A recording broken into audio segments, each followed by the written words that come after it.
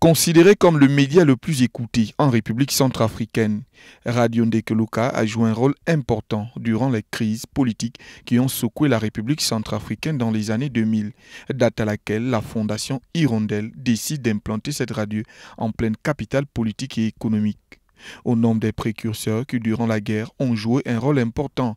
On retrouve Dame Panika, journaliste aujourd'hui retraitée, revient sur ces moments et comment la radio s'est organisée durant cette période d'instabilité. Même les Séléka, qui étaient les tout-puissants, amenaient aussi leur corps pour dire, vous parlez des exactions des Séléka, mais voilà ce que les Séléka aussi subissent dans leur chair. Et donc voilà, on était entre le marteau et l'enclume, mais on a gardé notre courage, c'était la détermination et on s'en est sorti voilà, sans difficulté majeure. On préfère maintenant aller au niveau de l'université là-bas, faire bénéficier à pas mal d'étudiants nos expériences à travers nos différents cours. C'est beaucoup plus des masterclass que nous fabriquons pour ces étudiants.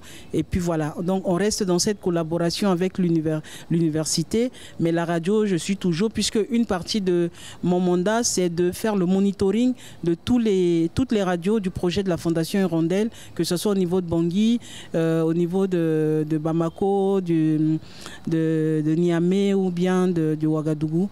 Voilà, là où se trouve le projet de la Fondation Hirondelle, je fais les monitorings pour faire le rapport et puis voilà, qu'est-ce qu'il faut améliorer, qu'est-ce qui est bon ou pas. Invité par les responsables de la radio Ndekeluka afin de prendre part à la conférence de rédaction, nous assistons aux observations critiques des journaux diffusés à la veille avant de passer aux propositions des sujets du jour. C'est le reportage de Koena.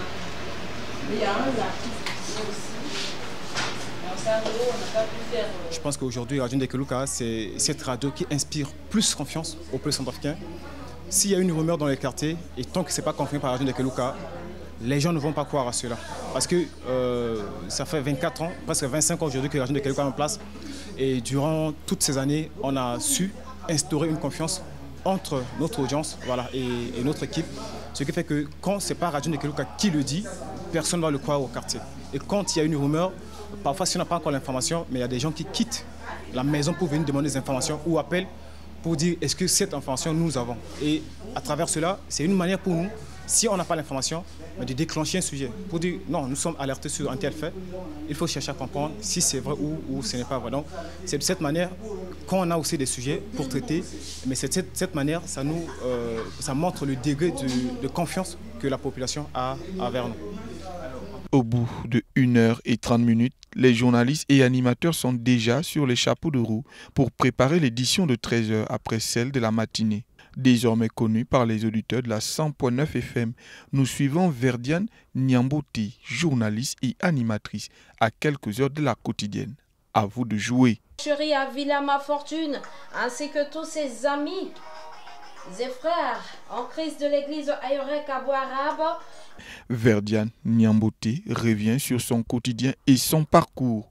On a l'émission Mandako. Mandako qui veut dire jeu concours.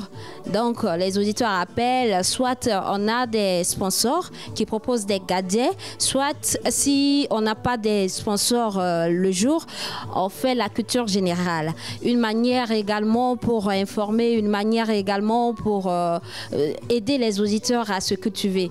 Et pour terminer, c'est la grande édition. Donc c'est un mélange de divertissement et d'informations dans cette tranche. Voilà. Pour venir ici, en tout cas, bon, chez nous, il n'y a pas une école d'animation. Moi, à l'origine, je suis journaliste de formation. Je suis titulaire d'une licence en sciences de l'information et de la communication. Et donc, j'ai été recrutée à Radio Ndekeluka en tant que productrice. Il y avait une grande star de radio que je suis venue remplacé parce qu'il est parti dans une autre radio.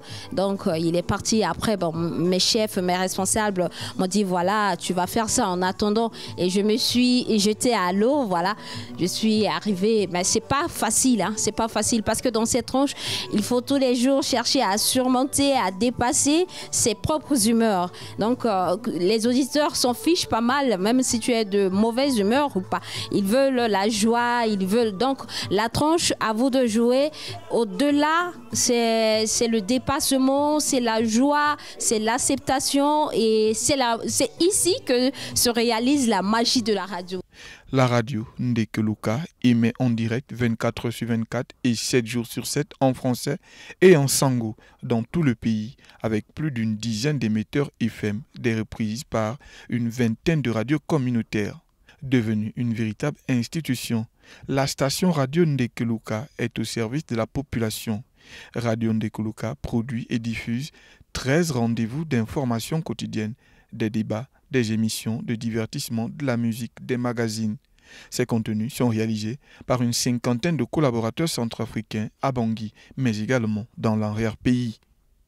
Plus de 10 ans après, le média continue son ascension et ce, dû au financement et l'implication de la Fondation Hirondelle.